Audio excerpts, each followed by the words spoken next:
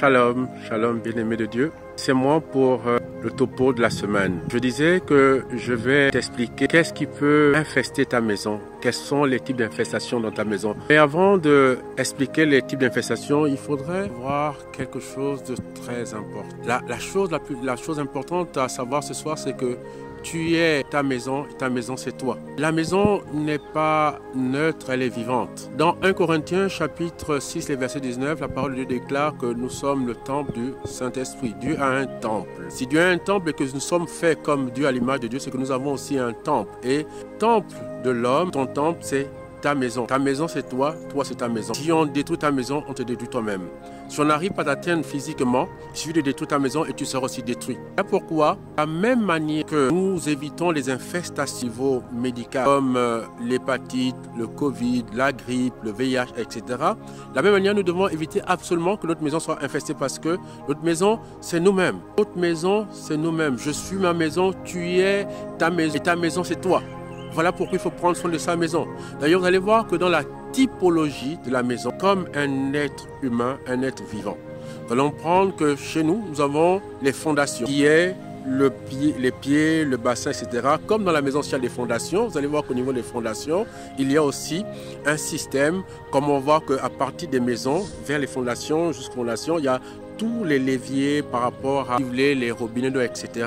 Nous allons voir que par exemple, nous avons aussi tout ce qui est liquide comme robinet, par exemple, à partir de l'appareil génital où je peux uriner, donc faire sortir de l'eau. Nous avons la transpiration, donc il y a tout ce système-là. Nous avons après, si vous voulez, la partie du haut qui est similaire, si vous voulez, au mur de la maison. Et dans les murs de la maison, vous allez voir que dans ces murs-là, nous avons des ouvertures. Parce que nous avons aussi, à partir du haut, nous avons les yeux, les oreilles, la bouche, etc. qui sont des ouvertures. Donc, il y a toute cette dimension des ouvertures. Et puis, vous allez voir qu'au niveau du plafond, donc de la toiture, c'est comme la tête humaine. Vous allez voir que dans ma tête, il y a un cerveau. Il y a tout ce qui est flux nerveux, il y a des neurones, etc. Tout ce qui est donc flux nerveux. Et donc c'est pareil, dans la toiture d'une maison, vous avez des câbles électriques qui vont partir de la tête, donc de la toiture jusqu'au bas. En fait, c'est aussi l'image, si vous voulez, de la colonne vertébrale. C'est à travers la colonne vertébrale que tout le flux nerveux passe, tout le truc électrique passe. Vous allez remarquer une chose, c'est que évidemment, si la tête contrôle le corps, tout part de tout ce qui est le système électrique, etc.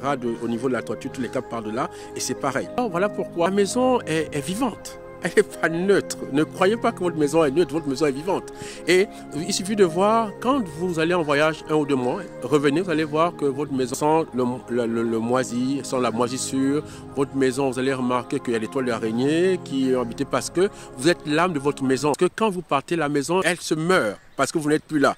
Et donc, si la maison se meurt parce que vous n'êtes plus là, c'est parce que seulement il y a un lien étroit entre vous. Vous allez remarquer que si je veux vous détruire, vous atteindre facilement, il suffit que je détruise votre maison, il suffit que je l'infeste. Vous allez remarquer que sans que vous ne vous rendez compte, je déclenche un processus d'autodestruction dans votre vie. Voilà pourquoi il faut absolument prendre soin de votre maison. Ne faites pas n'importe quoi. Ne laissez pas entrer n'importe qui. Ne laissez pas entrer n'importe quoi dans votre maison parce que vous êtes votre maison c'est vous-même. Et donc, nous allons voir la prochaine fois exactement quels sont les types d'infestations, quelles sont les personnes ou les choses qui peuvent justement infester la maison et qu'est-ce qui déclenche cela et qu'est-ce qui peut justement faire en sorte qu'à travers ces infestations, je finirai par mourir moi-même parce que je suis ma maison, la maison est comme un être vivant. Je suis, si vous voulez, le temple de Dieu. Et n'oubliez pas aussi que ma maison est mon temple à moi. Et donc, il y a un lien, comme il y a un lien très étroit entre l'être humain, que je suis, le temple de Dieu, et Dieu, il y a aussi un lien étroit entre moi et ma maison. Alors, écoute, prends soin de ta maison. C'est le conseil de ton frère, l'abbé Luc Lambert. Je te dis à la semaine prochaine pour la suite de, si vous voulez, ce petit topo sur les infestations et nous allons voir clairement quel type d'infestation et pourquoi et comment les infestations, parce que c'est les lieux par lesquels les ténèbres passent pour détruire ta vie. Allez, à la prochaine fois. Sois béni.